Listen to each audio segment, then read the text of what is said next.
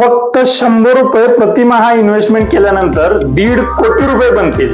Video शेवटपर्यंत पहा। मित्रांनो, आपल्याकडे बारशाच्या वेळेस बाळाला काही ना काहीतरी गिफ्ट द्यायची आपल्याकडे प्रथा आहे आणि त्यातल्या त्यात आपण शक्यतो दागिना म्हणून आपण गिफ्ट देत असतोय।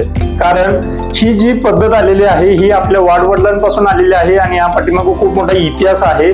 कारण त्यावेळेस सोनं हे एक करन्सीचं माध्यम होतं आणि त्याचं मूल्य उत्तरोत्तर वाढत जातं, त्यावेळेचा अनुभव होता आणि म्हणूनच सोन्याच्या स्वरूपात त्या बाळाला भेट दिली जाते, कारण त्याच्या भविष्यासाठी ते उपयोगाला यावं म्हणून। काळ बदललं तसं आपल्याला बदलावं लागणार आहे। कारण पहा मित्रांनो, हे जर आपण दागिने तर आपण देतोच आहे, पण याबरोबरच आपण जर 100 रुपये त्या बाळासाठी प्रतिमाहा जर आपण काढून ठेवले आणि ते त्याच्या रिटायरमेंटच्या वेळेपर्यंत, म्हणजे त्या बाळाच्या वयाच्या 60व्या वर्षापर्यंत, म्हणजे तो त्यावेळेस आता म्हातारा झाला असेल पण तोपर्यंत याच 100 रुपयाचे साधारण 1.5 कोटी रुपये बनतात। आणि खिशातील म्हणजे प्रतिमाहा 100 रुपये प्रमाणे किती रुपये इन्व्हेस्टमेंट केलेले असतील तर केवळ 72,000 रुपये। मित्रांनो, विचार करा, काळ बदलल तसं आपले विचार बदलावे लागणार आहेत, आपल्या कृती बदलावे लागणार आहेत, आपलं अंडरस्टँडिंग बदलावं लागणार आहे। लॉंग टर्म मध्ये श्रीमंत व्हायचं असेल तर आपल्याला इतरांच्या बिझनेस मध्ये इन्व्हेस्टमेंट करावे लागणार आहेत। म्हणून तर